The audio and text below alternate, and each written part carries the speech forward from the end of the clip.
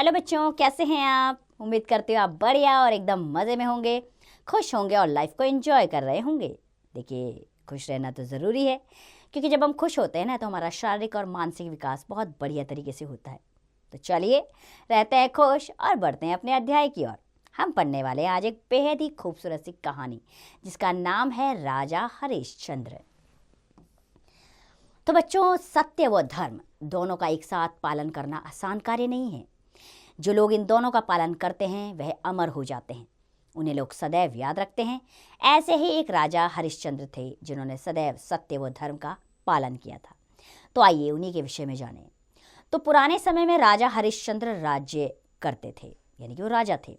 उनके द्वार से, यानी कि द्वार अर्थात उनके दरवाजे से, उनके द्वार से कोई भी खाली हाथ ना लौटता था। वे सत्यवादी, उपकार करने वाले, दान देने वाले व त्याग करने वाले राजा थे। सत्यवादी का क्या अर्थ होता है बच्चों? जो सदा सच बोलता हो। और उपकार करने वाला यानी कि जो दूसरों की मदद के लिए हमेशा आगे आए। और दान देने वाले थे वे कौन? राजा हरिश्चंद्र। उनकी पत्नी तारामती व पुत्र रोहिताश्व थे। उनकी पत्नी का नाम क्या था? तारामती, और पुत्र का नाम रोहिताश्व था।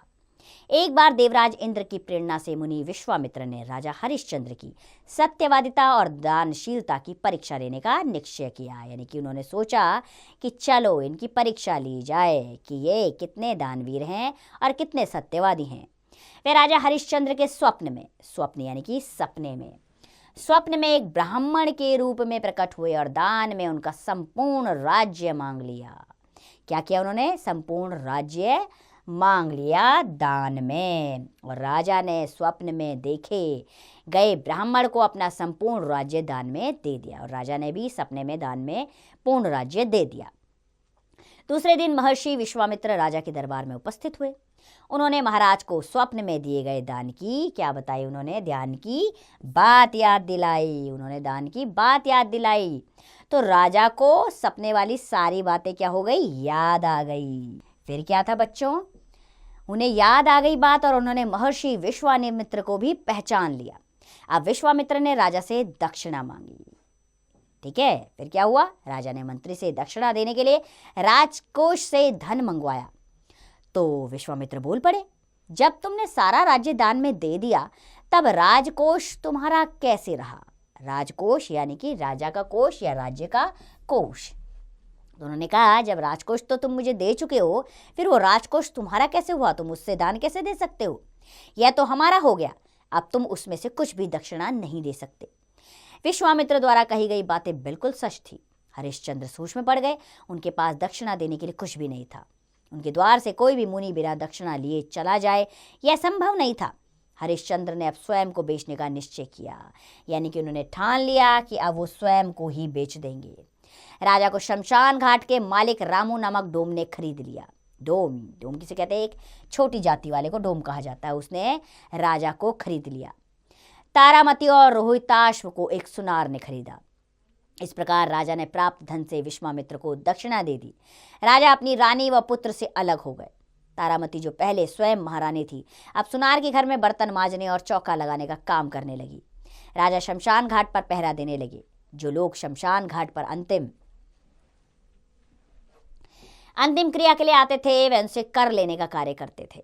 एक दिन रोहिताश्व प्रतिदिन की तरह बगीचे में फूल तोड़ने गया कि अचानक एक विषैले सर्प ने रोहिताश्व को डस लिया। कुछ ही पलों में उसकी मृत्यु हो गई।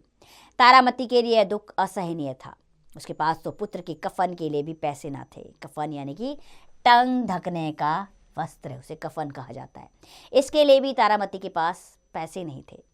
वह रोती बिलखती अपने पुत्र को गोद में लेकर उसके अंतिम संस्कार के लिए शमशान घाट पर पहुंची। हरिश्चंद्र ने अपनी पत्नी और पुत्र को पहचान लिया, किंतु संकट में उन्होंने अपना धैर्य नहीं छोड़ा। उन्होंने तारामती से अंतिम क्रिया का कर मांगा कि आपने अगर यहाँ अंतिम क्रिया करनी है तो आपको मूल्य चुकाना होगा। तारामती के पास तो कर देने के लिए भी कुछ नहीं था। वह उनसे प्रार्थना करने लगी। हरिश्चंद्र ने कहा, मैं अपने मालिक की आज्ञा के विरुद्ध कुछ भी नहीं कर सकता। तुम्हें यहाँ का कर अवश्य देना पड़ेगा। उस कर से कोई मुक्त नहीं हो सकता। लेकिन यदि तुम्हारे पास कुछ भी नहीं है तो तुम अपनी साड़ी का कुछ भाग फाड़ कर दे दो, मैं उसे ही कर के रूप में ग्रहण कर लूँगा। विवश होकर तारामती ने जैसे ही अपनी साड़ी को फाड़ना शुरू किया, विश्वामित्र और अन्य देवता प्रकट हो गए। विश्वामित्र ने हरिश्चंद्र से कहा, तुम्हारी परीक्षा ली जा रही थी कि तुम किस हद तक सत्य और धर्म का पालन कर सकते हो। पुत्र, हम तुम्हारे धैर्य, दानशीलता और सत्यवादिता की बहुत प्रशंसा करते हैं। उन्होंने उनके पुत्र रोहिताश्व को जीवित कर दिया और उनका पूरा राज्य लौटा दिया। राजा हरिश्चंद्र अपनी सत्यवादिता और दानशीलता के लिए अमर हो गए। उनके विषय में भारतेंद्र जी ने लिखा है कि चंद्र टरे, सूरज टरे, टरे जगत व्यवहार, पे दृढ़ व्रत हरिश्चंद्र को, टरे न सत्य विचार। अर्थात चंद्रमा टल सकता है, सूर्य टल सकता है, जगत का यानी कि इस विश्व का हर व्यवहार टल सकता है, लेकिन हरिश्चंद्र अपने सत्य विचार से कभी नहीं टले। तो आज भी बच्चों सत्य बोलने वाले व्यक्ति को राजा हरिश्चंद्र की उपमा दी जाती है, यानी कि उनके ही नाम से संबोधित किया जाता है। तो ऐसे थे राजा हरिश्चंद्र, जो अपने मान सम्मान के लिए यानी कि अपनी सत्यवादिता के लिए अडिग रहे। उसके लिए उन्होंने अपने पत्नी, अपने पुत्र का भी त्याग करने से संकोच नहीं किया। तो बच्चों बहुत ही खूबसूरत कहानी है जो आपके सम्मुख आई है। आइए इससे संबंधित प्रश्नावली की ओर बढ़ते हैं। पहला प्रश्न आ रहा है बच्चों इसमें, हरिश्चंद्र कौन थे? हरिश्चंद्र एक राजा थे जो बहुत ही सत्यवादी थे। इसी प्रकार बाकी के प्रश्न पढ़िए और उत्तर पाठ के अनुसार लिखिए। दूसरा प्रश्न, सही गलत का निशान लगाना है बच्चों। पहला वाक्य है, राजा हरिश्चंद्र के द्वार से कोई खाली हाथ ना लौटता था। बिल्कुल सही है, तो इस पर सही का निशान लगा दीजिए। बाकी के भी वाक्य पढ़िए और सही गलत का निशान लगाइएगा। चलिए आगे बढ़ते हैं हम। रिक्त स्थान भरना है यहाँ पर। पहला वाक्य है, विश्वामित्र डैश के स्वप्न में डैश रूप में प्रकट हुए।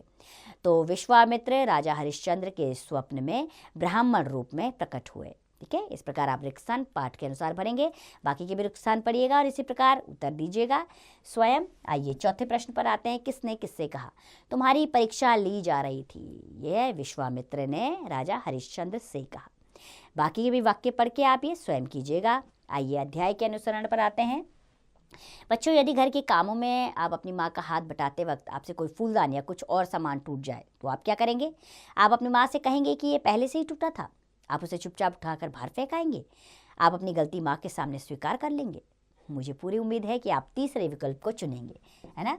तो बिल्कुल सही है तीसरा विकल्प। अपनी गलती स्वीकार करने में कोई दोष नहीं है। आइए लेखन अभ्यास पर आते हैं बच्चों।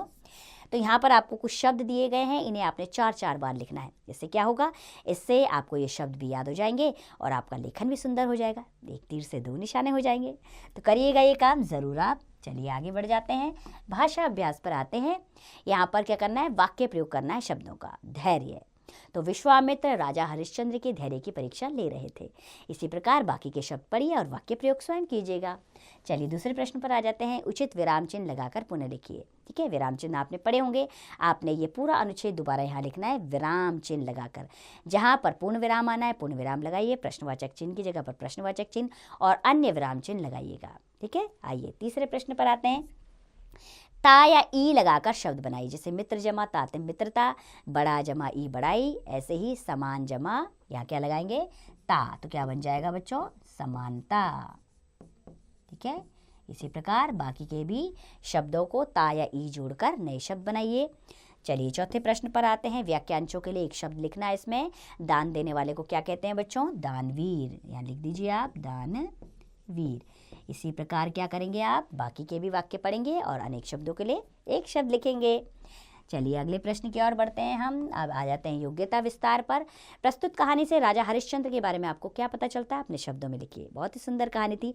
आप उनके बारे में क्या क्या जान पाए इस कहानी के माध्यम से, यहाँ विस्तार पूर्वक आप लिखिएगा।